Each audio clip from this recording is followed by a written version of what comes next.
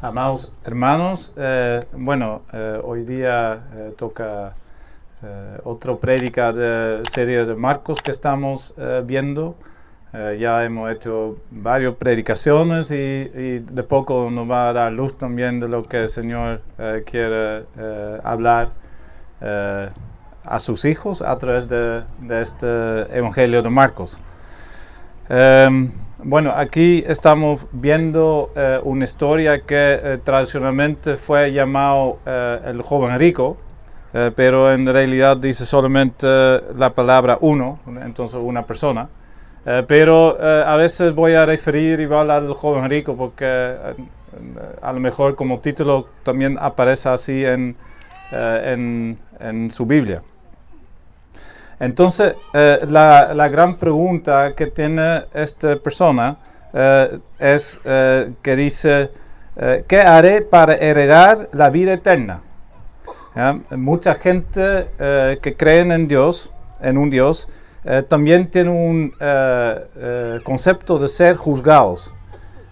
Este es un concepto común que las buenas obras deberían superar las malas obras. Damos también un ejemplo aquí de lo que creen los musulmanes. Los musulmanes creen que cada persona, cada humano tiene a su lado dos ángeles. Un ángel por el lado derecho que cuenta todas las buenas obras. Y un ángel por el lado izquierdo que cuenta todos los pecados o las malas obras. El Islam no conoce los conceptos de perdón. Todo ser humano sigue siendo siempre responsable por sus propias acciones y debe asumir las consecuencias en un juicio final. El juicio final depende finalmente del equilibrio entre las buenas obras y los pecados o las malas obras. Este concepto es común para mucha gente, quizás también influenciado por el catolicismo, que esta gente intenta vivir moralmente correcto y así, en un eventual juicio, ser suficientemente bueno para ir al cielo. Otro pensamiento común es el pensamiento del karma. Quizá alguno ha escuchado también de eso. Que no necesariamente creen en un Dios ni en un cielo, sino en una ley cósmica de acción y reacción. Las buenas acciones tienen naturalmente buenas consecuencias y de la misma forma las malas acciones tienen malas consecuencias. El joven rico es un hombre que vive moralmente correcto y busca en este relato de la confirmación de Cristo acerca de su bondad.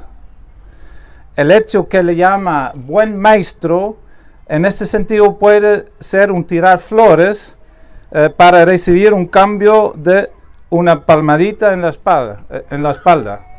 Así, que bien hecho. Sin embargo, entendiendo que el joven rico no conoce a Jesús como su Salvador, también muestra un concepto equivocado de ser bueno.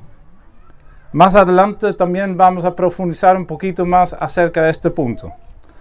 El principal punto de este joven es que quiere conocer la posición de Jesús acerca de la salvación. Esperando que la respuesta en este sentido es en favor de él, porque igual está haciendo como está intentando cumplir las leyes para realmente ser una persona buena. Si tú no tienes claro tu propósito ni el destino, espero que esta pregunta del joven rico sea tuya, pero de un corazón limpio y de buena conciencia. De igual forma, a los que intentan vivir de una buena manera o de ser una mejor persona. Espero que el Señor pueda hacer su obra en ti y que puedas reflexionar acerca de cómo se producen las buenas y malas obras en nosotros. Oremos para que el Señor haga su obra y nos transforma a lo que Él quiere que somos y cómo vivimos. Entonces ahora vamos a ver un punto importante que aparece aquí, que es que el hombre empieza a decir buen maestro. Entonces la pregunta es que nosotros humanos somos buenos o no somos buenos. Muchas personas por lo menos piensan de sí mismos que son buenos. Y que son intrínsecamente buenos.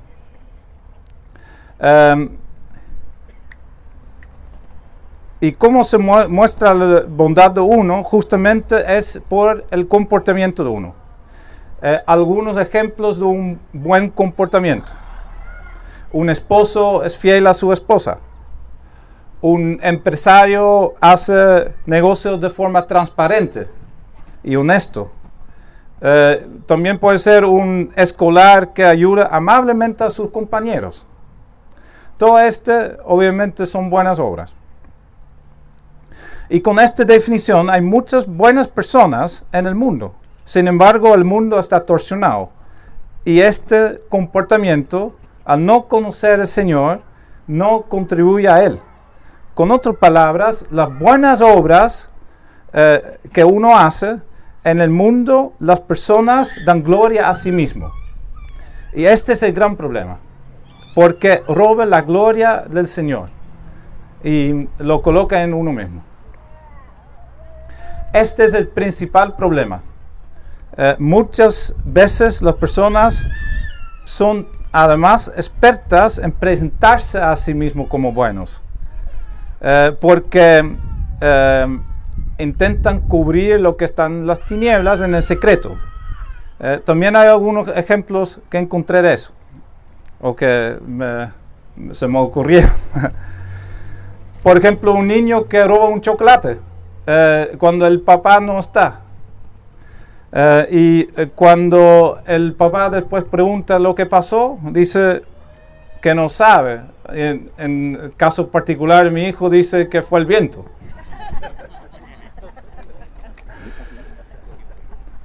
Otro ejemplo, una persona que habla mal de otra persona cuando no está esta persona, con la idea que no va a conocer su opinión.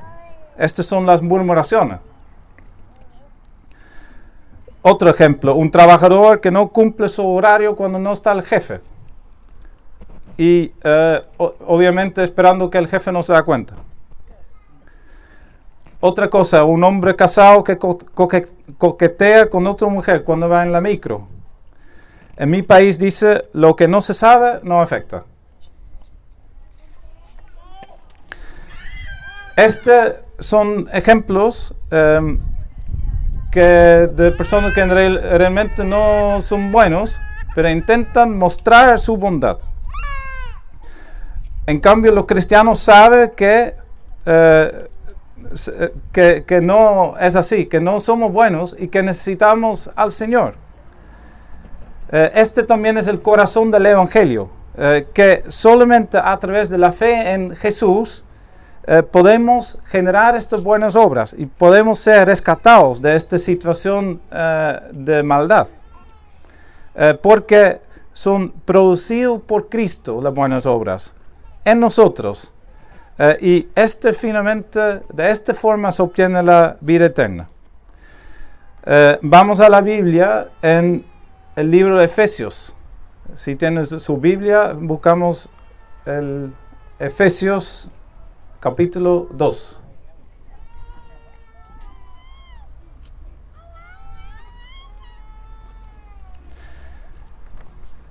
Efesios capítulo 2, versículo 5. Aun cuando nosotros, muertos en pecados, nos dio vida juntamente con Cristo. Por gracia sois salvos. Entonces aquí vemos que estábamos muertos en pecados, y incluye también estos dos tipos de pecados. Uno, que es haciendo buenas obras para nuestra propia gloria, Y en segundo lugar, todo lo que hacemos en el secreto, en las tinieblas. Y nosotros intentamos ser buenos o mostrar que somos buenos, pero en realidad no es así. Todos hacemos esto también. Pero Cristo dio vida juntamente con Él. No es por algo bueno en nosotros. Es solamente por la gracia que Él entregó cuando Él nos escogió.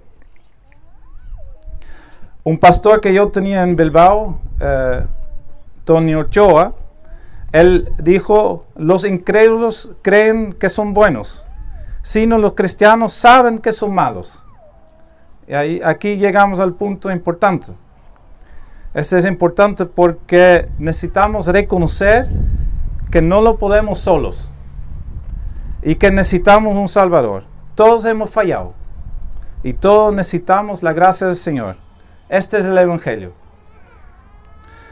Las buenas obras finalmente muestran la bondad del Señor. Las malas obras muestran cómo somos nosotros. Recuerdo también aquí algunas prédicas de Pastor Claudio Fuentes en Viña, que tenía una buena explicación con eso. Que decía que ya todas las cosas malas contribuyen a nosotros. Y todas las cosas buenas contribuyen al Señor. Entonces de ahí no tenemos cómo jactarnos.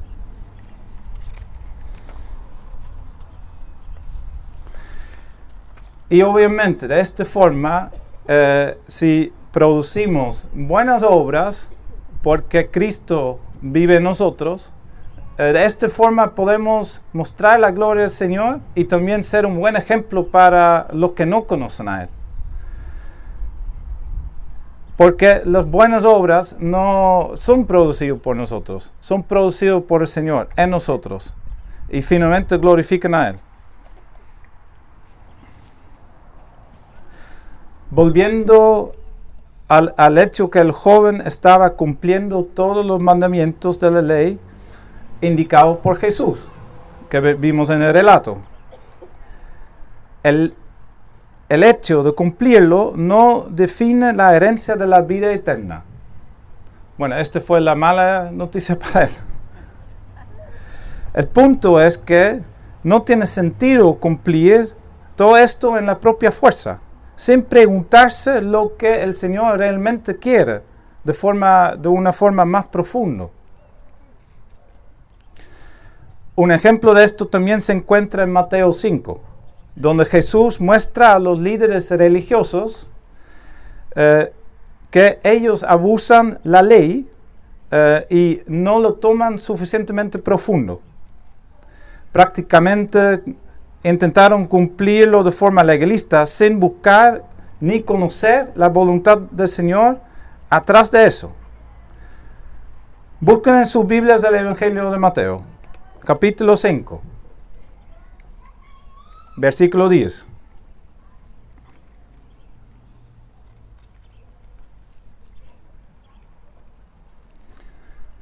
Dice, si vuestra justicia no fuera mayor que la de los escribas y fariseos, no entraréis en el reino de los cielos.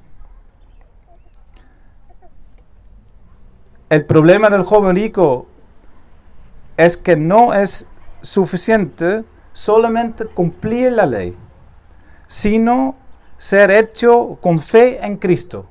Debería ser hecho con fe en Cristo. De la misma forma, dice en Hebreos 11:6, sin fe es imposible agradarle, ¿cierto? Por tanto, donde no hay fe, todos los actos desagradan a Dios. En Romanos 14 lo indica de la forma clara. Todo lo que no proviene de fe es pecado.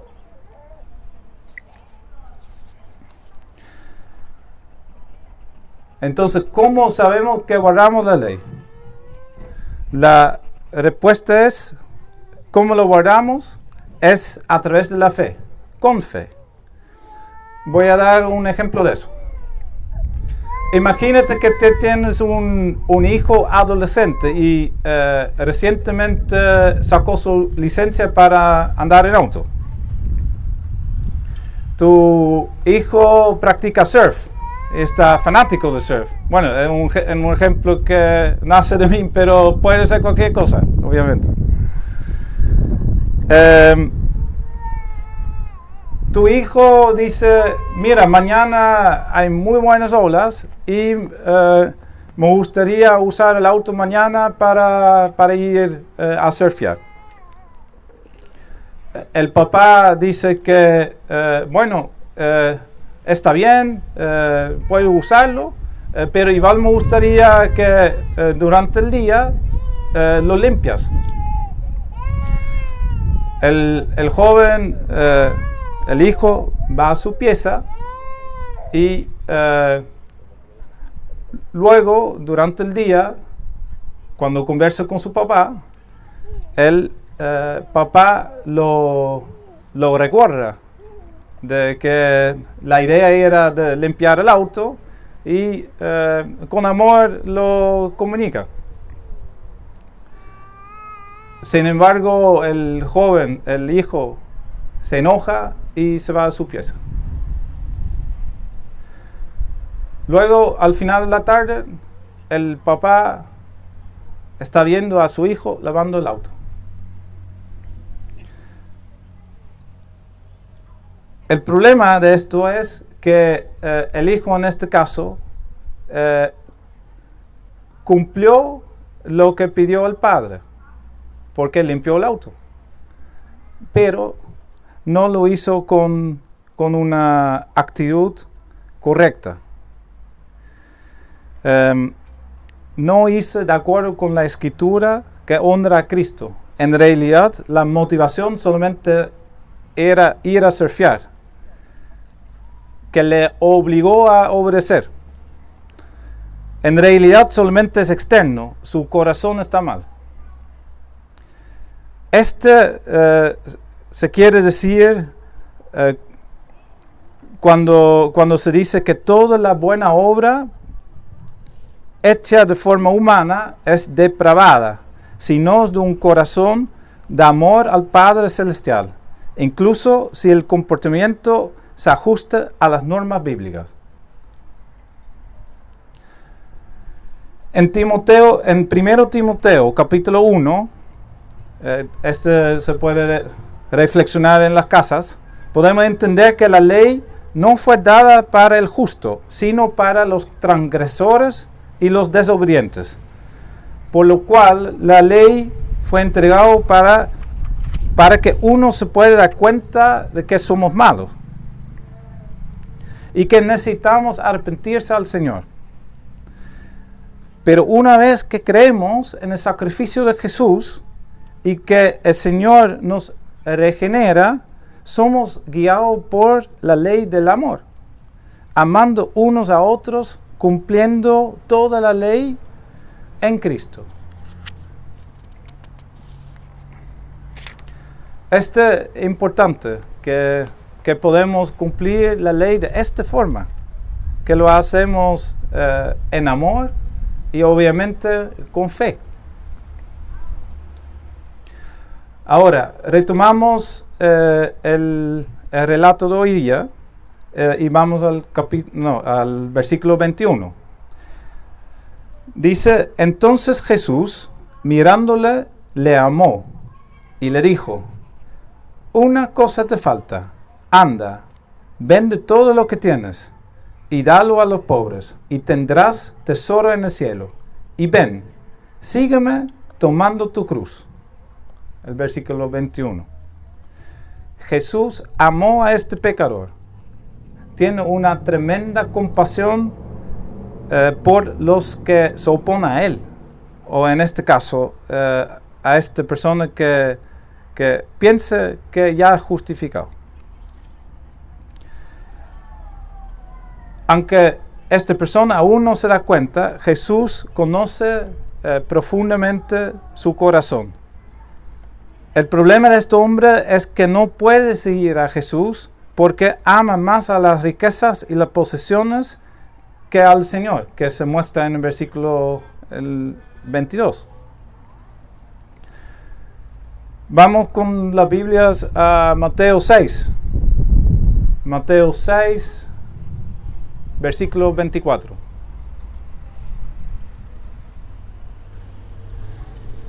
Mateo 6, 24 dice: ninguno puede servir a dos señores, porque o aborrecerá a uno y amará al otro, o estimará al uno y menospreciará al otro. No podemos servir a Dios y a las riquezas. En cuanto al seguir a Jesús, lo que Él nos indica aquí, debemos tomar nuestra cruz. Jesús ha explicado este punto de seguirlo y tomar la cruz también en el Marcos capítulo 8. Vamos ahora a Marcos 8, de versículos 34 a 38. Aquí Cristo explica no solamente que tenemos que seguirlo y tomar la cruz y negarse a sí mismo, también explica las motivaciones y las implicancias que el no seguir significa. Vamos a este relato, lo voy a leer. Marcos 8, 34 a 38. Si alguno quiere venir en pos de mí, niéguese a sí mismo y tome su cruz y sígame. Porque todo el que quiere salvar su vida, la perderá.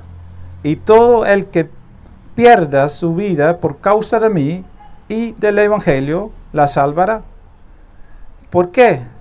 ¿Qué aprovechará al hombre si ganara todo el mundo y perdiera su alma? ¿O qué recompensa dará el hombre por su alma?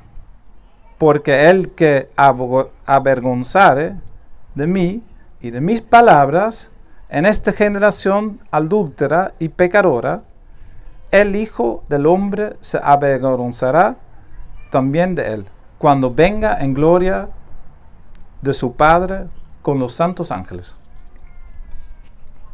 Entonces, seguir a Cristo significa negar a sí mismo y tomar la cruz. Pero también aquí en Marcos, Jesús muestra los motivos. De hecho, aquí hay 4 veces que dice por qué o qué.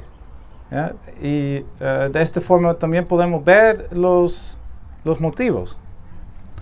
Entonces, hasta incluso Jesús podría haber dicho: hay que seguirme nomás y hay que seguirme como de forma autoritaria.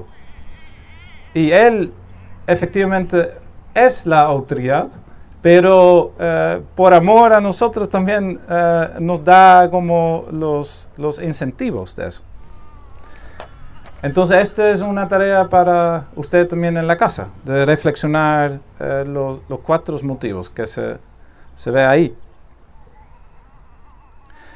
Y ahora, en el versículo 21 del joven rico, el Señor dice: ven, sígame tomando tu cruz. Entonces, podemos ver los diferentes puntos que implica si queremos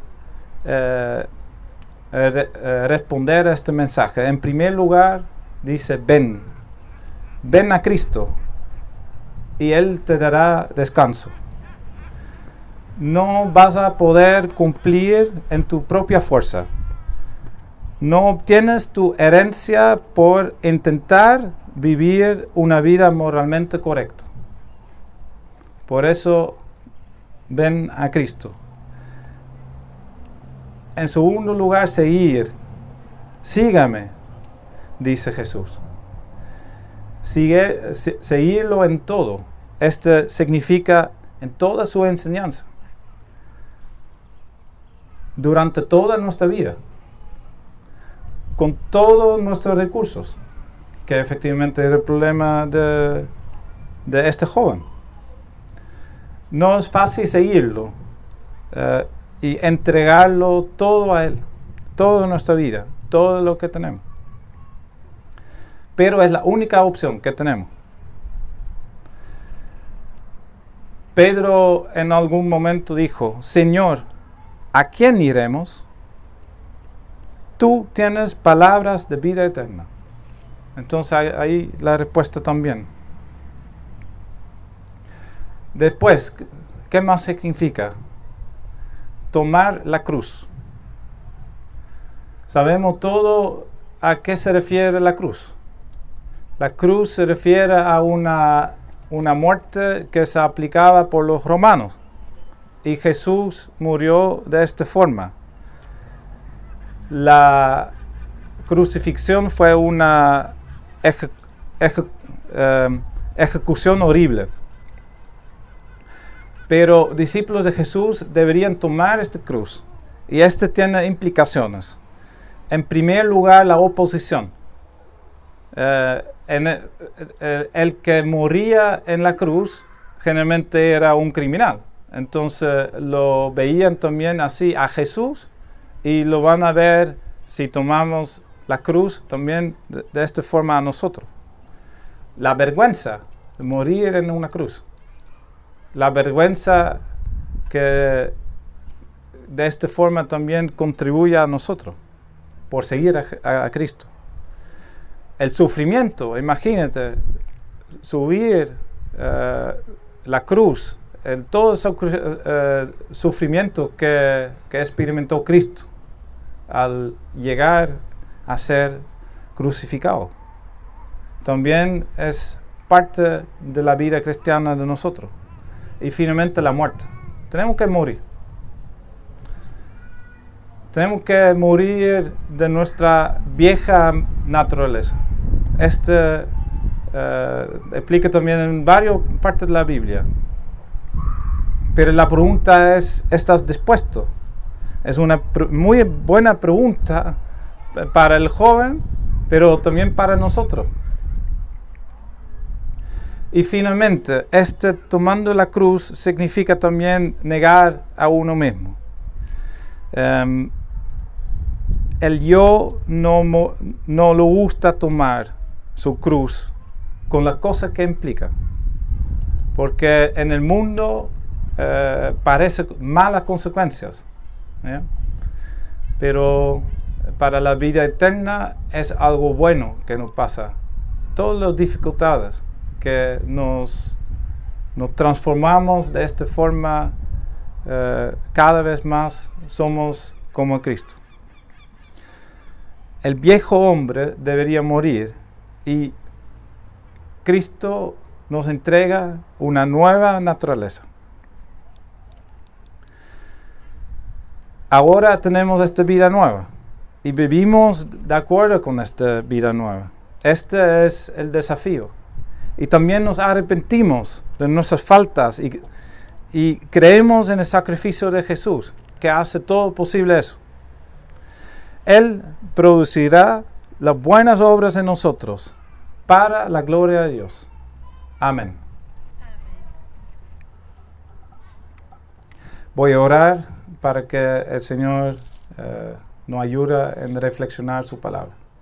Señor, te damos gracias porque tú viniste a esta tierra con un objetivo de mostrar que nosotros no somos tan buenos. En realidad, mostrar que somos malos y que necesitamos de ti. Gracias, Señor, porque nosotros muchas veces no nos dimos cuenta de este problema que tenemos. Y gracias, Señor, porque juntamente con esto también mostraste la solución, que es el Evangelio, porque a través de tu muerte nosotros tenemos vida. Gracias por eso y pido para cada uno pueda reflexionar esto y que tú puedas hacer la obra. En el nombre de Jesús, amén.